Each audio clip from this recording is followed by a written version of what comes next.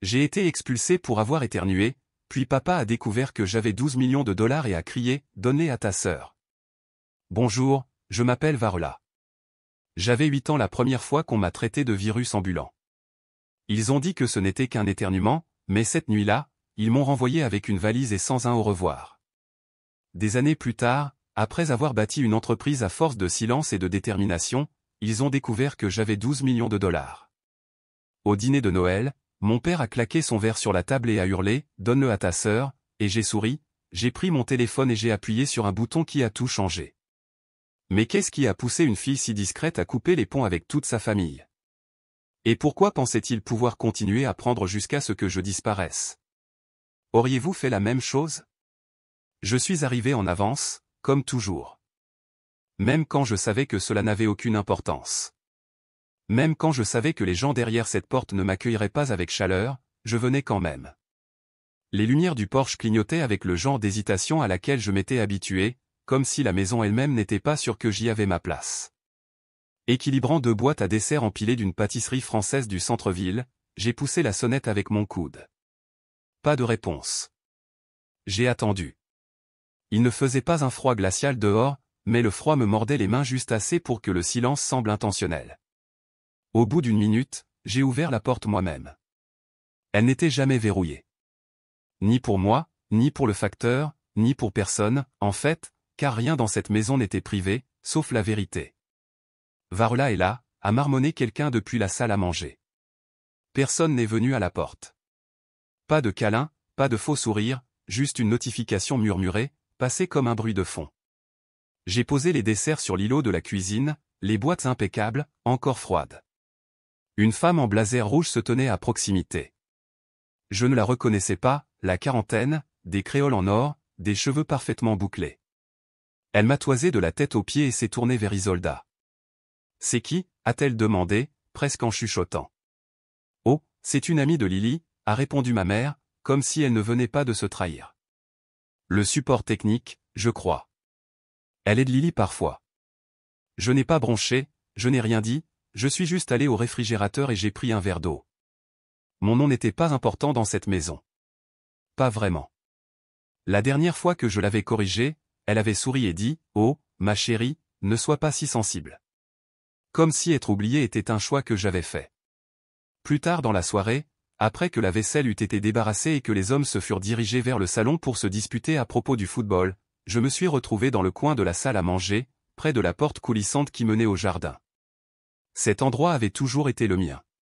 C'était mon refuge pendant les barbecues quand j'étais enfant, à l'époque où je pensais encore qu'être présente finirait par me valoir une place à table. Mon regard s'est posé sur le manteau de la cheminée.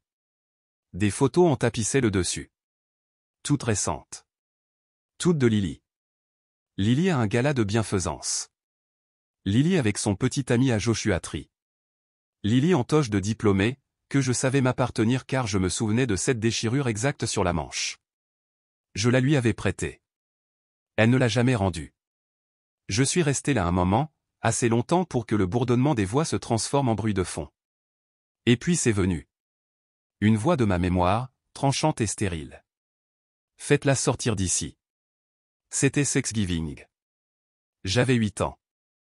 J'avais éternué une fois, juste une fois. Mais dans l'hystérie post-grippale qui avait balayé notre famille cette année-là, c'était suffisant. C'est un virus ambulant, a sifflé ma mère. Appelle Céline. Elle nous a déjà tous exposés. Céline est arrivée 30 minutes plus tard.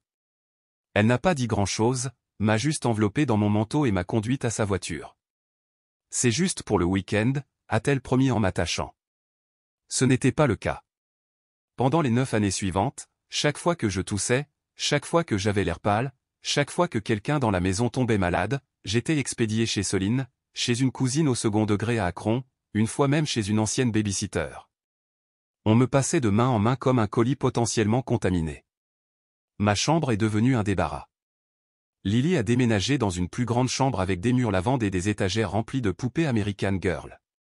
Mes livres ont été mis en boîte et laissés dans le garage. Tu n'es pas puni, disait Isolda en pliant des serviettes. Tu es juste fragile. Nous essayons de te protéger. Mais je n'étais pas protégé. J'étais effacé, tranquillement, efficacement. J'ai appris à lire les gens comme d'autres lisent des romans. Je guettais les roulements d'yeux, les hochements de tête dédaigneux, les sourires qui n'atteignaient pas les yeux. C'est devenu une seconde nature, de savoir quand je n'étais pas désiré. À l'âge de 13 ans, j'ai cessé de protester. Quand Lily a eu 10 ans, elle a organisé une fête dans le jardin. J'avais fait des cupcakes, passé la nuit précédente à en préparer 3 douzaines dans la cuisine exiguë de Soline. J'étais si fier. À la fête, Isolda m'a prise à part.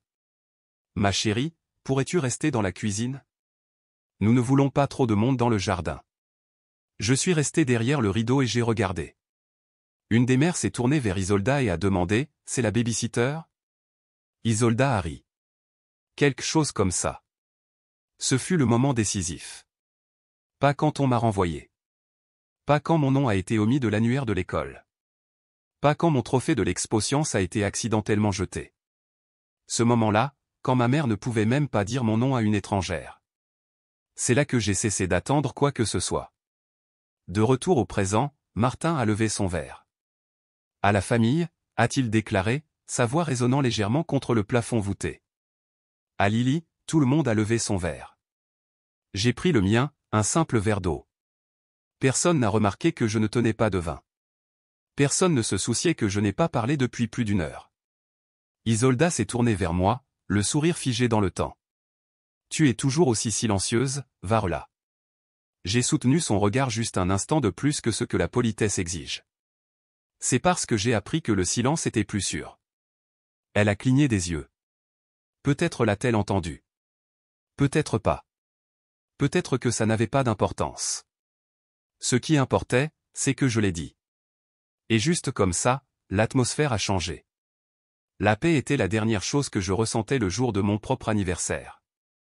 J'avais 18 ans, je vivais seul dans un studio avec un sol en linoléum qui se décollait et une vue sur le parking où les voisins laissaient des mégots de cigarettes dans de vieilles boîtes de café. C'était mon premier anniversaire loin de tout le monde.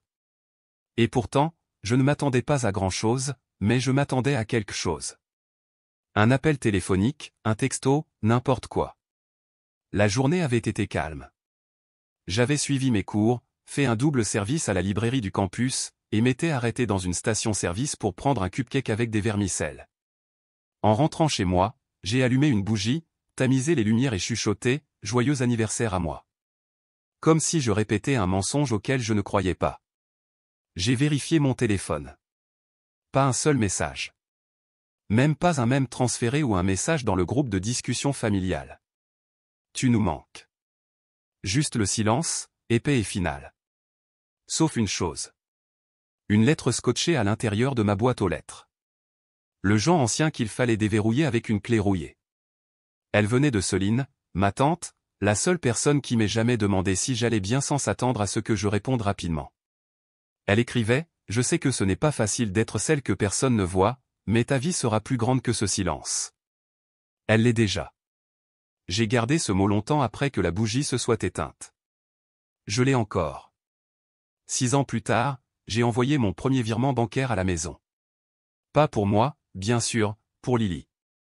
Maman a appelé, affolée. Il manque de l'argent pour les frais de scolarité de ta sœur à Belmont ce semestre. L'année a été difficile. Pourrais-tu aider? Je n'ai même pas demandé combien. J'ai juste demandé où l'envoyer. Je développais une nouvelle clientèle à l'époque, effectuant des nettoyages de données pour une société de sécurité. L'argent n'était pas facile à gagner, mais on m'avait appris depuis l'enfance à donner sans être remercié. L'argent est passé le lendemain. Personne n'a appelé pour dire qu'il l'avait reçu. Une semaine plus tard, j'ai vu une photo sur l'Instagram de Lily. Elle se tenait sous une arche de ballon où il était écrit « Joyeux 22e anniversaire », tenant un gâteau à 3 étages recouvert de feuilles d'or comestibles. La légende disait « Je me sens tellement aimé. Merci, maman et papa, pour tout. Tout. » Je voulais me dire que les frais de scolarité avaient été gérés séparément, que la fête était prévue bien avant. Mais je savais. Je connaissais le montant exact que j'avais viré. Je reconnaissais le lieu d'après une facture que j'avais vue une fois dans un dossier sur le bureau de maman. Je savais ce que cela signifiait quand quelqu'un disait « c'est réglé ». Cela signifiait que j'avais payé et qu'il s'en attribuait le mérite. Pourtant, je n'ai rien dit. 1 an après, j'ai tenté quelque chose de stupide. J'ai essayé de croire que les choses avaient peut-être changé. J'ai réservé un petit restaurant, un de ces endroits italiens familiaux avec trop de photos au mur et des nappes à carreaux rouges qui donnaient l'impression d'être chez quelqu'un. J'ai invité tout le monde, maman, papa, Lily, même les cousins qui ne se souvenaient jamais de mon anniversaire quand nous étions enfants. Personne n'est venu. À 19h15, le serveur s'est approché. « Voulez-vous que nous apportions le gâteau ?» a-t-il demandé gentiment. J'ai regardé le gâteau au chocolat que j'avais apporté, encore dans sa boîte en carton. « Non, ai-je dit. Emballez-le, je l'emporte à la maison. » De retour à mon appartement, je me suis assise à la table de la cuisine et j'ai écrit dans mon journal. C'est peut-être comme ça que naissent les personnes fortes, dans les chaises vides et les bougies fondues. Ce gâteau m'a duré 3 jours. Il était délicieux. Le printemps suivant, j'ai transféré $2000 supplémentaires à maman. Pour la licence commerciale de Lily, a-t-elle dit. Elle décolle vraiment maintenant. Tellement fière d'elle.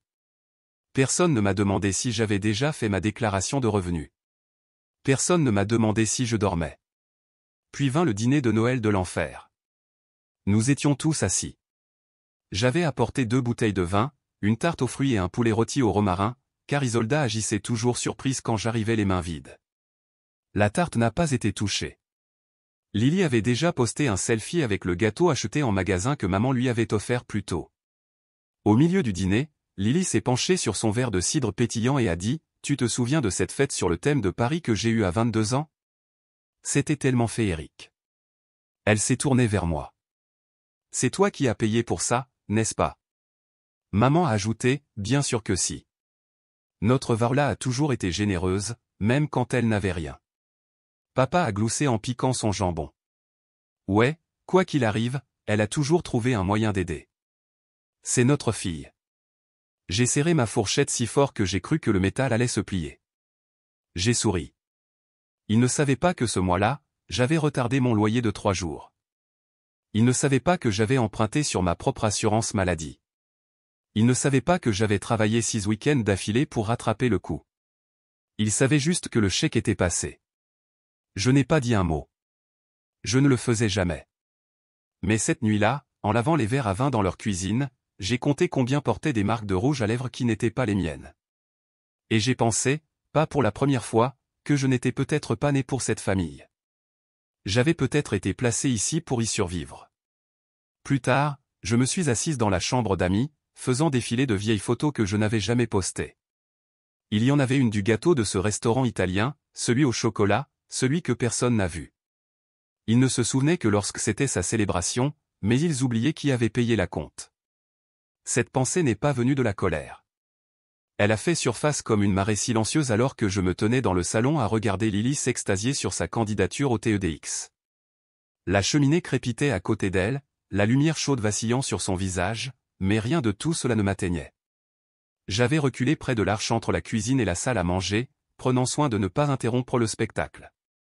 Celui-ci porte sur les femmes dans la tech, a dit Lily, en cliquant sur ses diapositives PowerPoint sur la télévision du salon. J'ai besoin d'une citation forte pour commencer, quelque chose qui marque vraiment. Elle a fait défiler jusqu'à la 2e diapositive. J'ai cligné des yeux une fois, puis une autre. C'était là, ma phrase. Mot pour mot de ma présentation de thèse il y a 2 ans à Stanford. Quand les femmes contrôlent l'algorithme, elles réécrivent le résultat. Isolda a hoché la tête, inconsciente. Oh, j'aime ça. Ça sonne cher. Martin a gloussé. Tu as toujours été la créative, Lily. Je n'ai pas parlé. Je n'en avais pas besoin. Pas encore. Quelques jours après les fêtes, je suis retourné à la maison pour récupérer quelques affaires dans le garage. C'était tôt le matin. Le brouillard s'accrochait encore à l'herbe, et le quartier était exceptionnellement calme. Martin m'avait donné le code de la porte latérale il y a des années, et il n'avait pas changé. Je suis entré et j'ai été immédiatement frappé par l'odeur de nettoyant aux agrumes et de bougies à l'amande poivrée. Je suis monté au grenier à la place. Je ne sais pas pourquoi.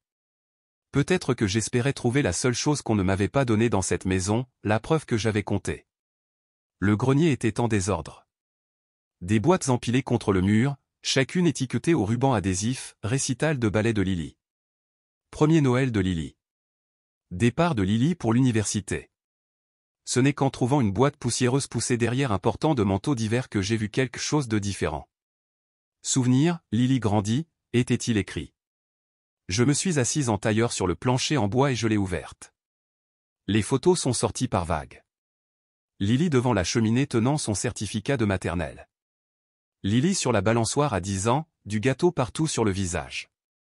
Lily en robe rose au bal de promo avec maman rayonnante à ses côtés. J'ai parcouru chacune d'elles de plus en plus vite. Pas une seule photo de moi. Pas même une de nous deux ensemble. Puis, près du fond, j'ai trouvé une photo de groupe. Thanksgiving, peut-être 2003. Martin, Isolda, Lily et quelques cousins souriant autour de la table de la salle à manger. J'étais là, à peine. Ma main coupée et floue, posée sur la chaise à côté de Lily. C'était tout. Je me suis rassise, tenant la photo comme si elle pouvait me brûler la paume.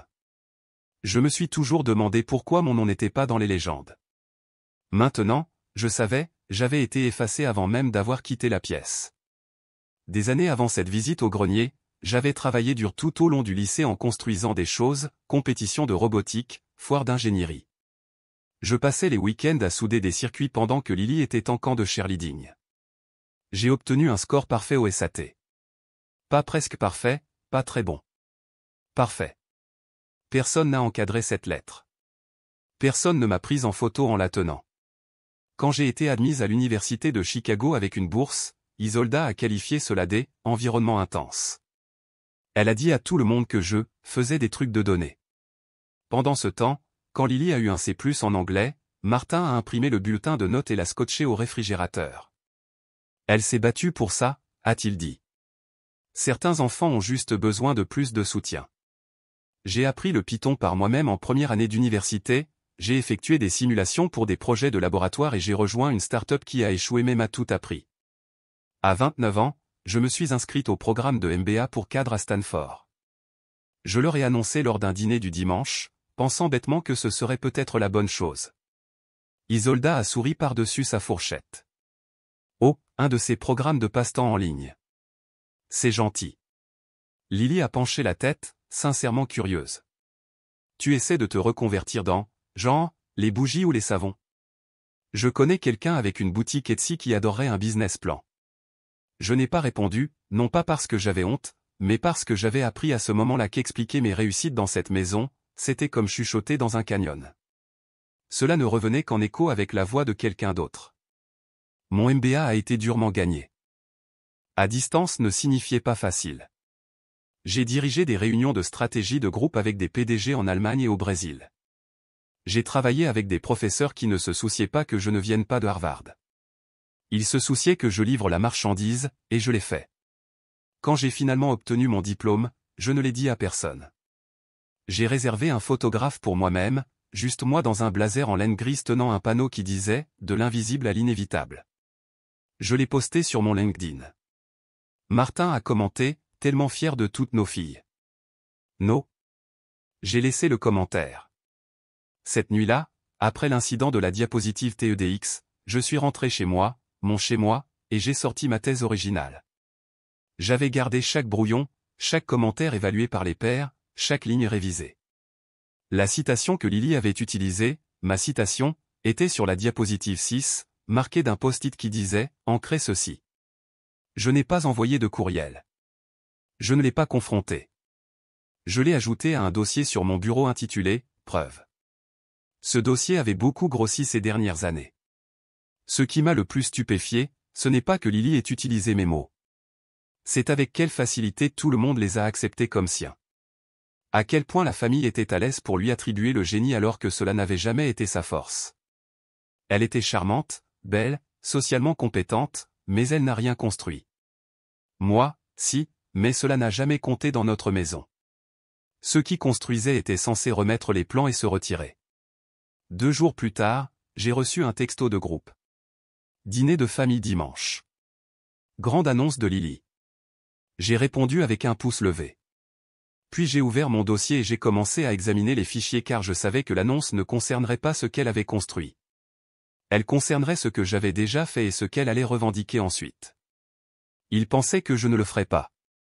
Je ne suis pas sorti en trombe. Je n'ai pas claqué la porte, ni crié, ni même tressailli. Je suis resté assise pendant ce dîner du dimanche comme une invitée au mariage de quelqu'un d'autre, souriant au mauvais moment, hochant la tête à des gens qui ne se souvenaient pas de mon nom, attendant tranquillement que ce soit fini. Mais à l'intérieur, j'avais déjà tracé la ligne. Tout a commencé avec une diapositive. L'expression « l'émancipation par le code » était affichée sur le brouillon de la présentation TEDx de Lily, fièrement projetée sur la télévision du salon. Ce n'était pas une coïncidence. C'était un emprunt direct de ma présentation de Stanford. J'avais répété cette phrase devant le miroir à 2 heures du matin, je l'avais marmonnée dans mon oreiller après trop de café froid et de délai. « Où as-tu trouvé ça ?» ai-je demandé, en prenant soin de ne pas paraître accusatrice. Lily ne m'a même pas jeté un regard. C'est venu comme ça. Parfois, l'inspiration frappe, tu sais. Je savais. Le reste de la famille a hoché la tête comme si le génie était une affaire de lignée et que Lily en avait hérité en totalité. Personne ne l'a remise en question. Pourquoi l'aurait-il fait? Je leur avais appris pendant des décennies que je ne levais pas la main. Que je ne demandais pas de crédit. Plus tard cette nuit-là, de retour à mon appartement, j'ai ouvert le fichier original de ma présentation de MBA. C'était là, diapositive 4. Même police, même formulation. J'ai ouvert mon dossier intitulé « Archive Calista » et je l'y ai déposé. Ce dossier n'avait cessé de grossir au cours des 2 dernières années. Une entrée était une story Instagram floue de l'événement de lancement de sa soi-disant start-up. Ce n'était même pas la légende qui avait attiré mon attention. C'était le tableau de vision derrière elle, partiellement visible, présentant un diagramme de flux de travail client que j'avais conçu lors d'un programme d'accélération. Un diagramme que j'avais une fois envoyé par courriel à maman pour lui demander son avis. Ça a l'air trop compliqué, avait-elle dit. Pourquoi n'aides-tu pas simplement Lily avec ses réseaux sociaux à la place?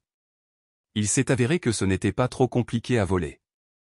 Je n'avais pas prévu d'assister à ce brunch le dimanche suivant. Mais Isolda a envoyé un message vocal, chose qu'elle faisait rarement, disant « C'est important que tu sois là. Lily a une annonce à faire et ça signifierait beaucoup. » J'y suis allé. Peut-être que j'étais curieuse. Peut-être que je voulais voir jusqu'où il creuserait avant de réaliser qu'il se tenait sur mes épaules. L'annonce était ce à quoi je m'attendais. Lily avait été sélectionnée pour un article sur les « femmes dans l'innovation » dans un magazine économique local. Il y a eu des applaudissements, un toast au champagne et un discours sans enthousiasme de Martin sur l'éducation de filles qui accomplissent de grandes choses. J'étais sur le point de m'excuser quand le petit ami de Lily, Yann, s'est penché. « Tu sais, a-t-il chuchoté, juste assez près, c'est toi le vrai génie. » J'ai vu les dossiers. J'ai tourné lentement la tête. Son haleine sentait légèrement le bourbon. Mon regard a croisé le sien sans ciller. Il a souri. « Un dîner un de ces jours ?» Je n'ai pas répondu, j'ai juste attrapé mon téléphone sous la table, ouvert les messages et transféré son texto directement à Lily. Pas de légende, pas d'avertissement. Puis j'ai posé le téléphone face contre table et j'ai fini mon mimosa.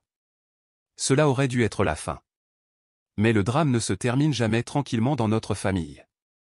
2 jours plus tard, je suis arrivé au dîner du dimanche et j'avais à peine enlevé mon manteau que Lily a claqué son téléphone sur l'îlot de la cuisine. « Tu essaies de ruiner ma vie maintenant ?» Martin a levé les yeux du jambon qu'il découpait. « Qu'est-ce qui se passe ?» Elle m'envoie des captures d'écran d'Yann, a lancé Lily en me pointant du doigt comme si j'avais tiré l'alarme incendie. Isolda est intervenue, douce et mielleuse. « Ne faisons pas ça maintenant. C'est une soirée en famille. » Lily s'est retournée contre moi. « Tu es jalouse, n'est-ce pas? Tu as toujours été amère parce que les gens m'aiment vraiment. » J'ai soutenu son regard. « Les gens ne t'aiment pas. Ils tolèrent l'histoire que tu leur as racontée sur toi-même. » Martin a frappé la table de la paume de sa main. « Ça suffit. » Il s'est tourné vers moi, la colère envahissant son visage. « Pourquoi faut-il toujours que tu gâches ces moments? » Je n'ai pas répondu immédiatement. J'ai laissé la question flotter comme un air vicié. Isolda s'est approchée et a posé une main sur mon bras. « Ne gâche pas encore son moment, ma chérie. Laisse-la avoir ça. » C'est là que j'ai réalisé que pour eux, les moments de Lily étaient sacrés. Les miens étaient optionnels. J'ai reculé d'un pas, je n'ai rien gâché, ai-je dit calmement. J'ai juste arrêté de prétendre que ce n'était pas à moi au départ. Je suis rentré chez moi cette nuit-là sans allumer la radio. Mes pensées étaient plus bruyantes que n'importe quel bruit. À la maison, j'ai préparé du thé, du jasmin d'une boîte que tante Solène m'avait envoyée l'automne dernier.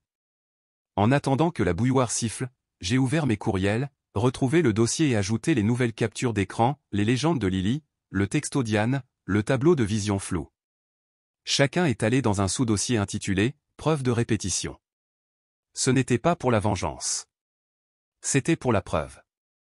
Le lendemain matin, je me suis réveillé avant l'aube, je me suis assise à mon bureau, j'ai ouvert un document vierge et je l'ai intitulé « Si cela continue, j'agirai ». J'ai listé chaque incident, chaque document, chaque idée copiée. Je les ai étiquetés par date, par événement, par source. Puis j'ai sauvegardé le fichier. Je ne l'ai envoyé nulle part. Pas encore. Mais j'en avais fini de prétendre que je n'étais que l'arrière-plan de l'histoire de Lily, car ils allaient en demander encore plus. Cela faisait 4 jours depuis le dîner où j'avais exposé mes limites avec le calme d'une femme qui avait été rejetée une fois de trop. J'avais à peine repris mon souffle de cet échange quand j'ai reçu la première alerte. Nouvelle activité de compte signalée sous votre numéro de sécurité sociale. La notification a clignoté sur mon téléphone comme une fusée de détresse. J'ai tapé mon code, le cœur battant calmement. Je savais déjà que ce n'était pas bon. C'était un prêt automobile. 38 000 $ co-signés par mois.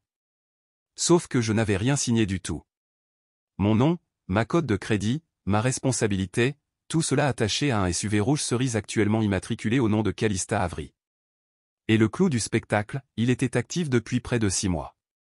J'ai fermé mon ordinateur portable, attrapé mes clés et conduit directement à la banque.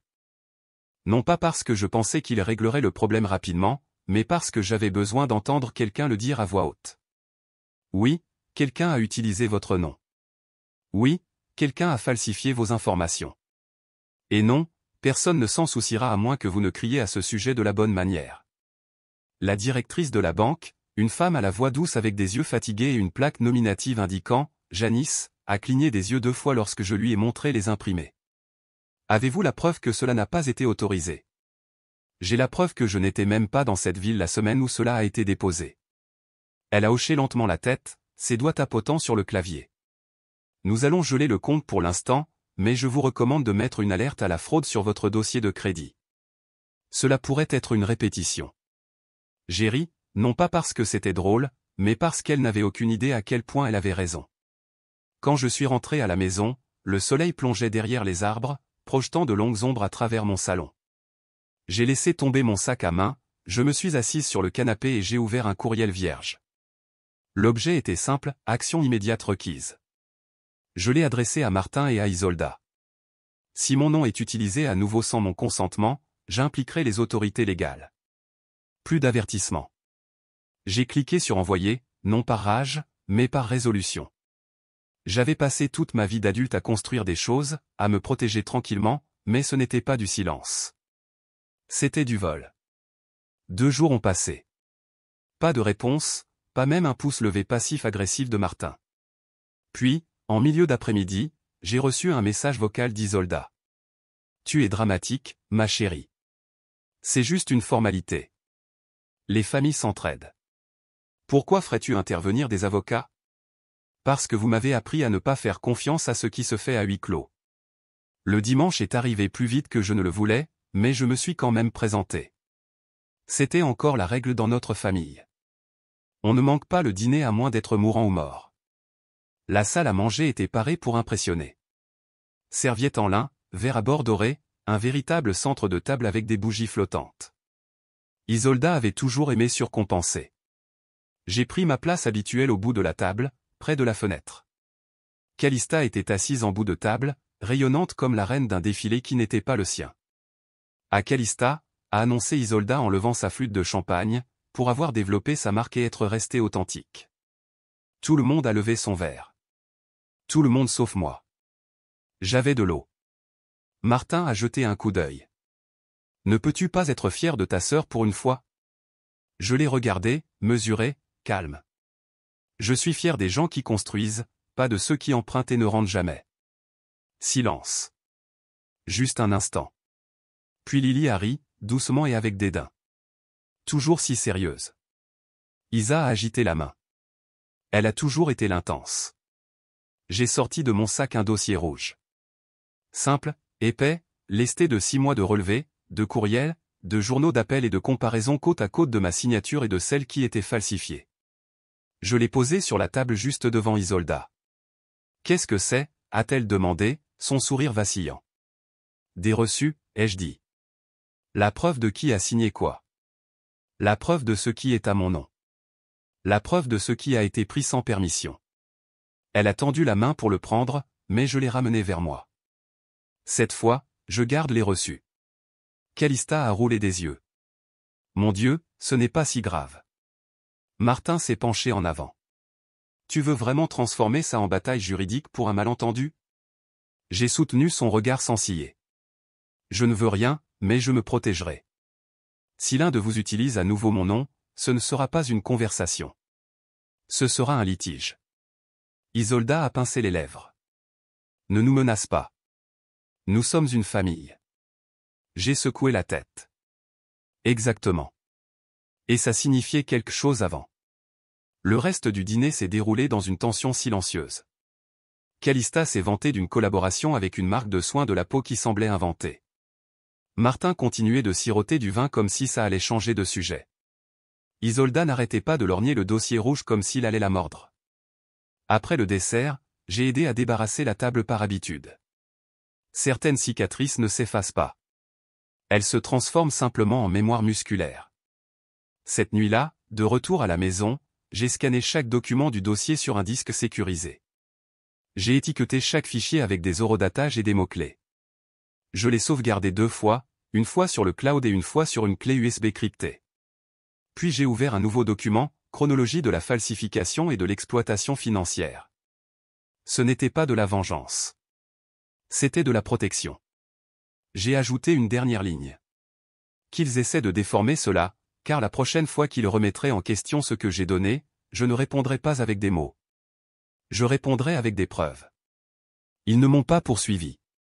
Ils ont comploté à la place. C'est ça, le truc avec le silence. Les gens le confondent avec la capitulation. Ils supposent que si vous ne criez pas, si vous ne lancez pas d'assiette ou ne pleurez pas dans l'allée, vous êtes faible. Mais le silence peut être un choix. Un scalpel au lieu d'un marteau. Et ce soir de Noël, je l'ai manié comme un chirurgien. Après avoir quitté la maison, je ne suis pas rentré directement. J'avais besoin de respirer. Je me suis garé à 3 pâtés de maison de mon appartement, j'ai marché dans les rues résidentielles calmes avec des chaussures plates qui me serraient et un manteau qui me semblait soudain trop fin. L'air était froid mais vif, du genre qui vous pique les poumons exprès. Je me suis arrêté au café du coin qui restait miraculeusement ouvert tard les jours fériés. J'ai commandé un thé à l'amande poivrée. La fille derrière le comptoir m'a demandé si je voulais de la crème fouettée. J'ai dit non. Trop de douceur après trop de poison. De retour dans mon appartement, j'ai enlevé mes chaussures et je me suis assise à mon bureau. J'ai ouvert mon ordinateur portable, le même que Calista avait fouillé plus tôt dans la soirée quand elle était entrée dans ma chambre d'enfant sans y être invitée, à la recherche d'un chargeur. Le même ordinateur portable qu'elle a utilisé pour tomber sur mon tableau de bord ouvert. Un seul coup d'œil et elle avait vu le chiffre, le solde du compte d'exploitation de mon entreprise, 12,4 millions de dollars. C'est ce qui avait fait exploser la soirée. Elle n'avait pas frappé. Elle ne le faisait jamais. J'ai entendu sa voix résonner depuis le couloir alors qu'elle se dirigeait vers la salle à manger, l'ordinateur portable à la main comme un pistolet fumant. Elle est riche, a-t-elle crié, comme si j'avais caché de l'or dans le jardin. Les fourchettes ont cliqueté, les verres se sont immobilisés en l'air. Je suis entré lentement, les mains encore humides de les avoir lavées. De quoi tu parles, a demandé Martin, les yeux plissés. Calista a fait pivoter l'ordinateur portable, pointant l'écran. Regardez, 12 millions de dollars. Elle a thésaurisé ça pendant que nous luttions pour payer les impôts, les frais de scolarité, tout. Elle m'a laissé conduire cette Corolla déglinguée alors qu'elle avait ça. Isolda s'est levée si vite que sa chaise a basculé. Tu es sérieuse, Varela ? Tu nous as laissé mendier pendant que tu étais assise sur une fortune ? Je n'ai pas répondu tout de suite. J'ai attrapé mon ordinateur portable, je l'ai calmement ramené de mon côté de la table et je l'ai fermé. La voix de Martin a coupé, épaisse d'accusation. Nous t'avons élevé. Tu dois tout à cette famille. Calista, encore rouge, a ajouté, tu ne serais même pas dans la tech si je ne t'avais pas fait découvrir ce camp de codage. Ne fais pas comme si tu avais bâti ça toute seule. C'est cette phrase qui m'a presque fait rire. Au lieu de cela, je suis allé à la cuisine, j'ai pris une serviette et je me suis séché les mains à nouveau. Mes doigts tremblaient, non de peur, mais de retenue. Quand je suis revenu dans la pièce, tout le monde me regardait comme une étrangère qui venait d'entrer avec de mauvaises nouvelles. Je me suis tenu au bout de la table et je les ai regardés un par un. On n'élève pas un enfant en l'ignorant pendant 2 décennies, ai-je dit doucement. Martin a cligné des yeux. Qu'est-ce que ça veut dire? Ça veut dire, ai-je dit, que vous ne pouvez pas exiger une part de quelque chose que vous n'avez pas contribué à construire. Vous ne pouvez pas revendiquer des droits sur quelqu'un que vous avez rendu invisible. Isolda a eu un hoquet. Tu as toujours eu un toit sur la tête. Tu penses que nous n'avons pas fait de sacrifice? J'ai hoché la tête.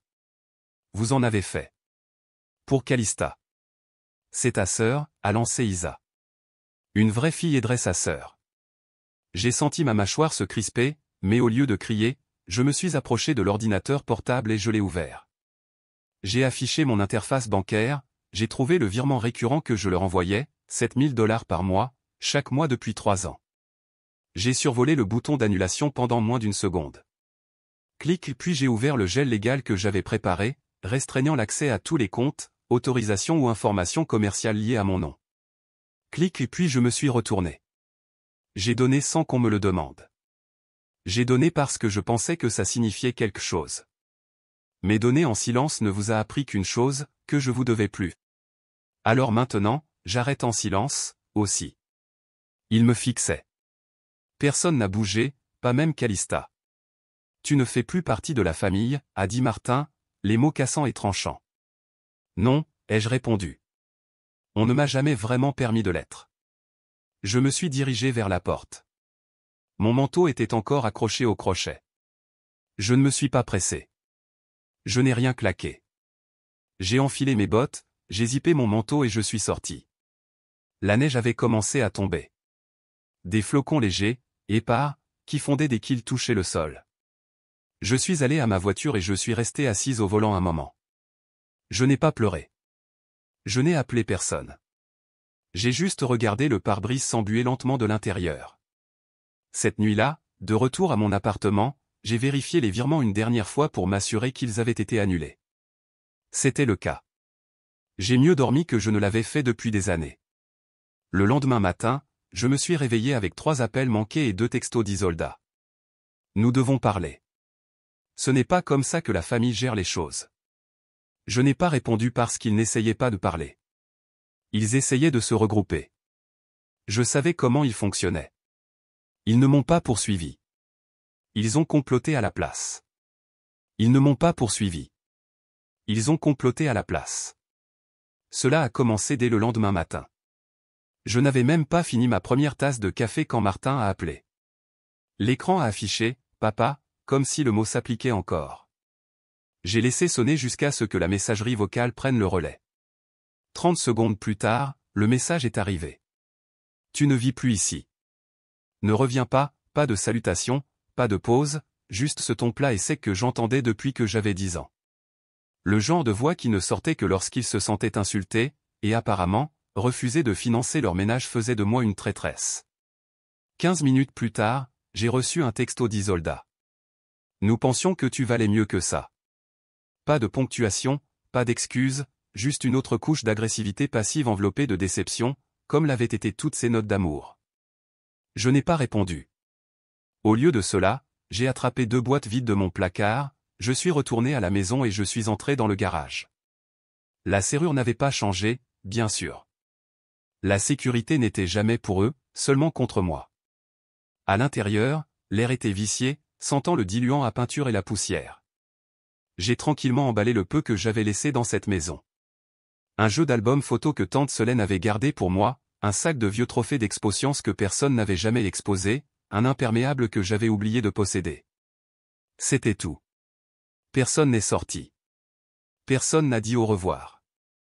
J'ai chargé les boîtes dans le coffre de ma voiture et je suis parti sans regarder dans le rétroviseur. Ce chapitre, au moins, Je pouvais le clore selon mes propres termes, mais leur chapitre ne faisait que commencer. 2 jours plus tard, j'ai été identifié dans une publication Facebook par quelqu'un dont je me souvenais à peine du lycée. C'était une image partagée de la page de Calista. A élevé une millionnaire, abandonnée par elle.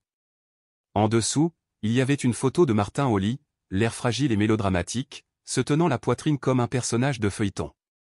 La légende disait, laissez à souffrir par celle à qui nous avons tout donné. Des centaines de j'aime, des dizaines de commentaires, des voisins, des cousins éloignés, des dames de l'église qui ne m'avaient pas parlé depuis des années. Elle a toujours semblé bizarre. Eh bien, tout le monde n'apprécie pas ses bénédictions. Je l'ai vue une fois chez Croget. Grossière au possible. J'ai fait défiler, incrédule, regardant les gens construire un récit sur moi comme si j'étais la méchante d'un téléfilm. Et le pire ? Personne n'a demandé si quoi que ce soit était vrai. Le coup suivant est venu 3 jours plus tard quand un coursier est arrivé à mon bureau avec une enveloppe Kraft. Pas d'adresse de retour, mais je n'en avais pas besoin. Je savais déjà. À l'intérieur se trouvait un document juridique, un avis d'action civile. Les plaignants, Martin et Isolda Avery, m'accusaient de négligence émotionnelle, d'abandon de parents âgés et de diffamation publique. J'ai cligné des yeux, lu les pages 2 fois. Puis j'ai fait glisser les papiers sur mon bureau à mon avocate, Miranda. Elle était avec moi depuis mon premier contrat de consultation. Elle a à peine levé un sourcil. C'est faible, a-t-elle dit en parcourant les allégations, mais bruyant et public. C'était le but. Il ne voulait pas gagner. Il voulait me faire honte. Alors, je leur ai donné la seule chose à laquelle ils ne s'attendaient pas. Une réponse complète et détaillée. Cette nuit-là, j'ai constitué un portefeuille qui rendrait un expert comptable judiciaire fier. Chaque relevé bancaire des 5 dernières années, $7 000 par mois envoyé sans faute. Chaque 30 du mois sur le compte d'Isolda. Le contrat de location de la voiture de Calista signé sous mon nom, photo, signature, même l'horodatage sur le fichier numérique du notaire. Les reçus de pharmacie pour les médicaments de Martin commandés et payés avec ma carte. Les factures de traiteur d'il y a 2 Noëls parce qu'apparemment, nous ne pouvons pas nous permettre un dîner de fête, signifiait, tu vas payer, n'est-ce pas? Les lettres de frais de scolarité pour le programme de marketing de Lily ainsi que les reçus de virement de mon compte professionnel. J'ai étiqueté chaque fichier clairement, j'ai croisé les dates, j'ai créé une chronologie. En haut du classeur, j'ai écrit en gras, qu'il porte ça devant un tribunal. Le lendemain matin, j'ai reçu un appel d'une chaîne de télévision locale. Une femme nommée Amanda de Channel 12. Elle travaillait sur un reportage sur la négligence envers les personnes âgées et a dit que Calista s'était manifestée avec une histoire sur sa sœur magnate de la tech, dont elle était séparée. Je n'ai pas crié. Je n'ai pas paniqué. J'ai remercié Amanda pour son appel et j'ai poliment décliné l'interview. Ensuite, je lui ai transmis les documents juridiques que j'avais reçus, ainsi que des résumés de preuves de paiement et une courte déclaration. J'ai écrit, veuillez trouver ci-joint le procès civil qui m'a été signifié par les personnes se plaignant de négligence. Les pièces justificatives sont jointes. J'ai confiance en votre attachement à l'exactitude dans vos reportages. Elle n'a pas répondu, mais le reportage n'a jamais été diffusé. Pourtant, Calista n'avait pas fini. Cet après-midi-là, l'Instagram de mon entreprise a été identifié dans un TikTok viral. La vidéo était un montage de photos de famille, de musique de piano dramatique et de Calista pleurant face caméra. Elle a dit qu'elle nous aimait. Elle a pleuré devant l'objectif. Mais quand nous avons eu le plus besoin d'elle, elle a disparu. Les hashtags ont afflué, hashtag sans cœur, hashtag trahison familiale, hashtag quand l'argent change les gens. La vidéo a atteint 92 000 vues en 2 jours. J'ai activé un retrait légal, envoyé une mise en demeure, et puis j'ai fait la chose la plus difficile de toutes. Je n'ai rien dit, car je savais de quoi ils avaient vraiment peur. Que je parle clairement, que j'entre dans la lumière qu'ils avaient tant travaillé à voler. Moi au tribunal avec des faits, pas des sentiments. Mais je n'avais pas fini. Il me restait un endroit à reconquérir. Le palais de justice était plus froid que ce à quoi je m'attendais, non pas en termes de température, mais de ton. Le genre de silence stérile et résonnant qui rendait chaque pas accusateur. Je suis arrivé en avance, comme toujours, tenant un dossier en cuir usé dans mes bras. Il n'était pas luxueux, mais il contenait des années de silence organisées en rangées nettes de preuves. Je n'ai amené personne avec moi. Pas d'entourage, pas de soutien moral, pas de larmes dramatiques, juste moi et un enregistrement de ce qu'ils avaient pris. En passant le contrôle de sécurité, le garde m'a fait un signe de tête. Il avait probablement vu un millier de personnes comme moi, nerveuses, silencieuses, portant trop de poids entre leurs mains. Je l'ai remercié et j'ai avancé. Calista, Martin et Isolda sont arrivés ensemble. Calista avec des talons trop bruyants pour un palais de justice. Isolda drapée dans son air habituel de fausse fragilité. Martin portant un blazer comme si c'était une armure. Les trois semblaient avoir coordonné leur tenue et leur récit. Derrière eux, une journaliste locale chuchotait à son caméraman, cherchant un angle de prise de vue. Je ne lui en ai pas donné. J'ai continué à marcher jusqu'à ce que j'atteigne la porte de la salle d'audience. Je me suis arrêté un instant, la main sur la poignée. Cette fois, je ne m'assois pas dans le couloir. Je marche au centre. À l'intérieur, le juge avait l'air jeune, trop jeune, mais concentré. Le greffier a appelé l'affaire, et nous nous sommes tous levés. Mon avocate, Miranda, a posé ses dossiers sur le bureau, imperturbable, calme. Elle savait que c'était du théâtre.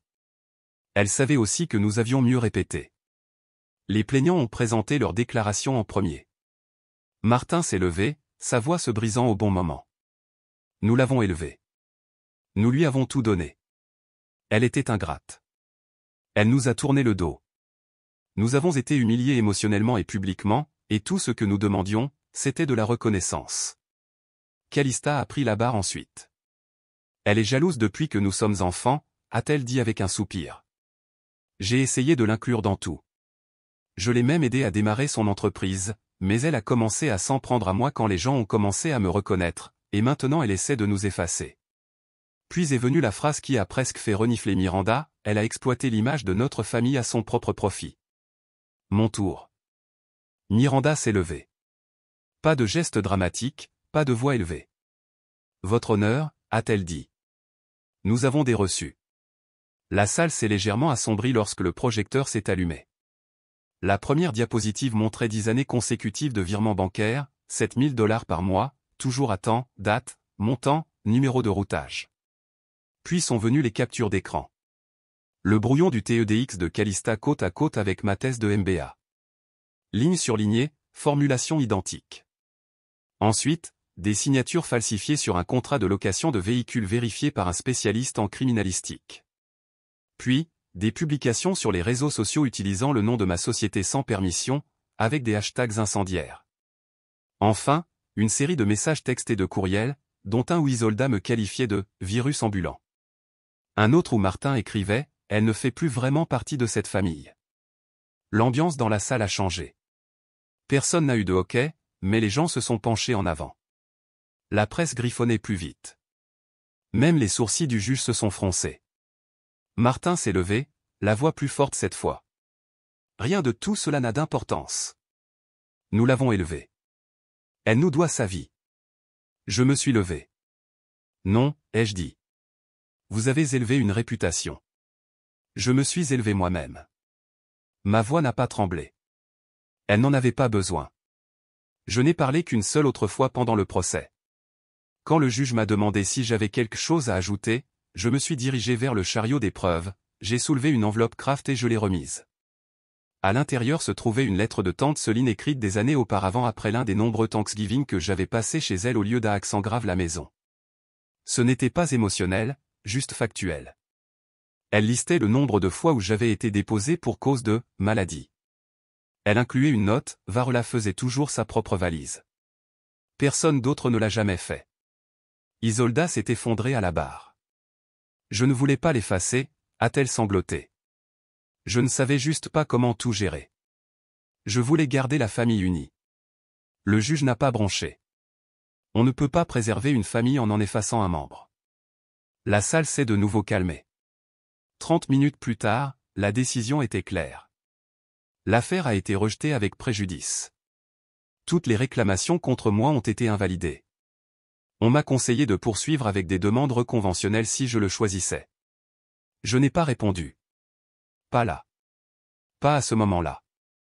Je me suis simplement levé, j'ai rassemblé mon dossier et je suis sorti.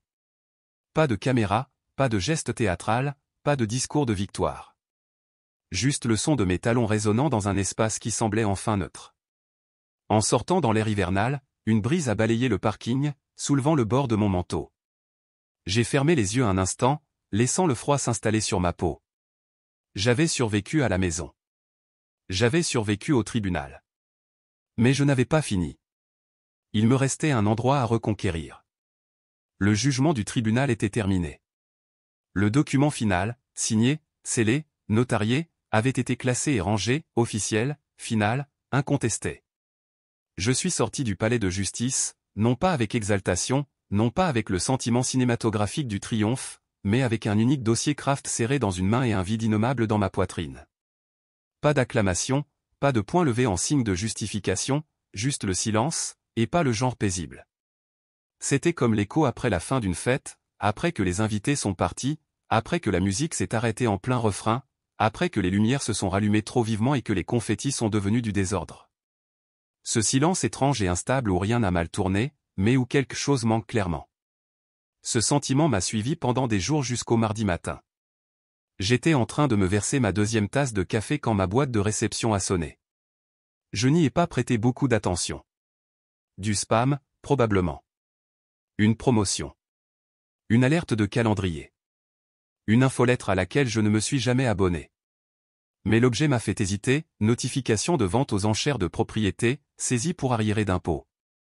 L'adresse de la parcelle m'a frappé comme une vague déferlant trop vite. 320 Rosewood Lane.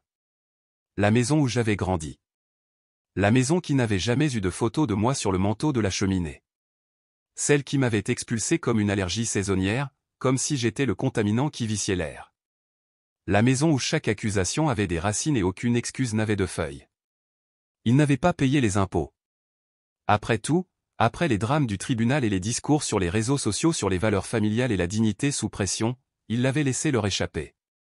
Pas pour la trahison ou les secrets ou les mensonges, pour l'argent, pour des taxes foncières impayées qu'ils étaient trop fiers ou trop négligents pour gérer. J'ai fixé l'écran, ni en colère, ni choqué, juste immobile. Puis j'ai cliqué sur « Ajouter au calendrier » sous l'avis de vente aux enchères. Sans hésitation, sans fanfare. Je ne l'ai dit à personne.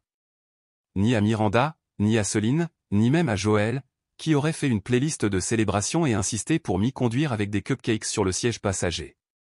Je suis arrivé seul, je me suis assise au fond, derrière des lunettes de soleil et un long trench coat comme si je protégeais mon anonymat, bien que personne ne regarde.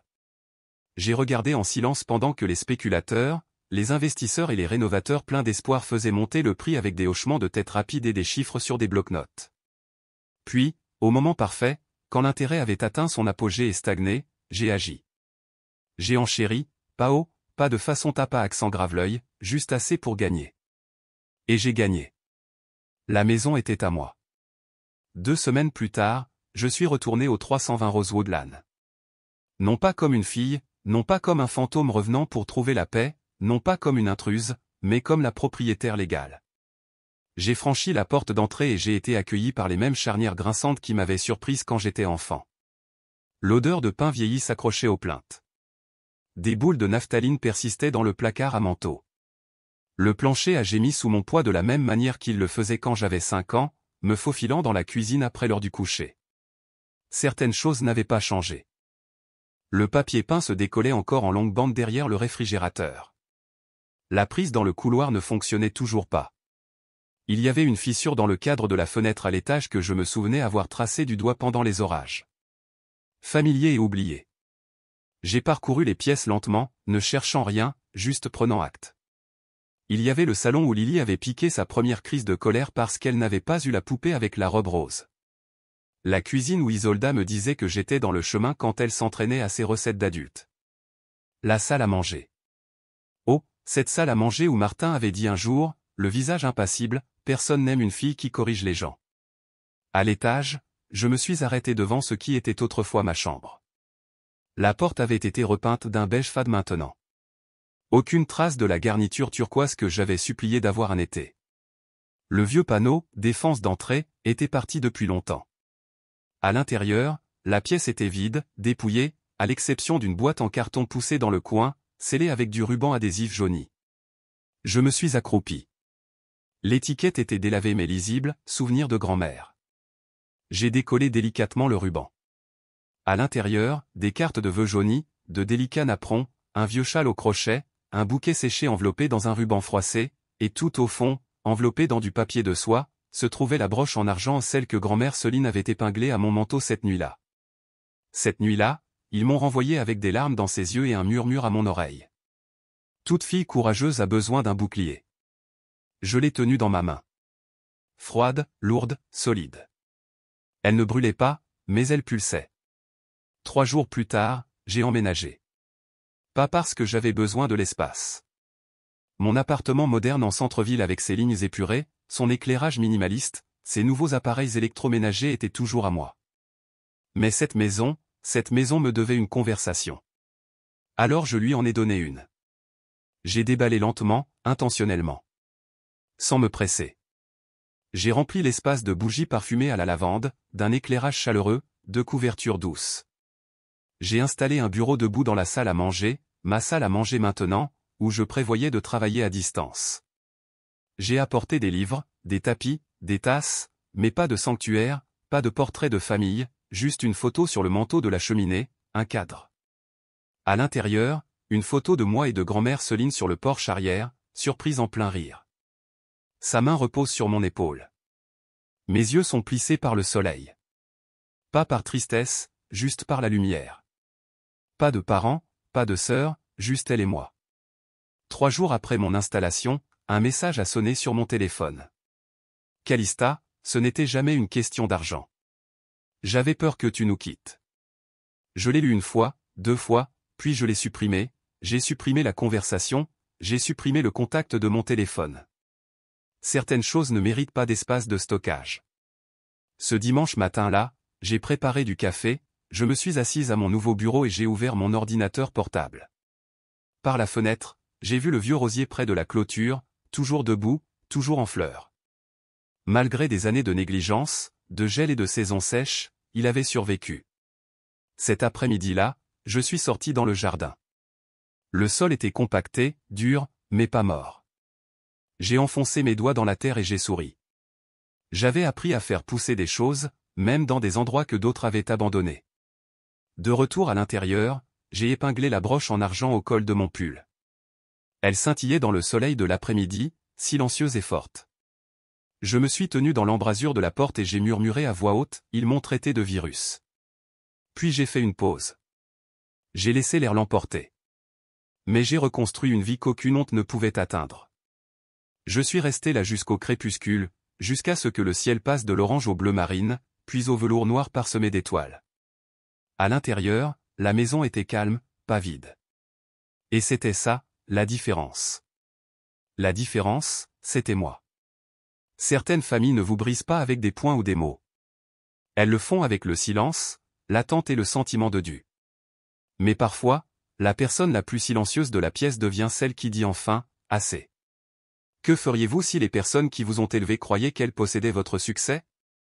Laissez vos réflexions dans les commentaires.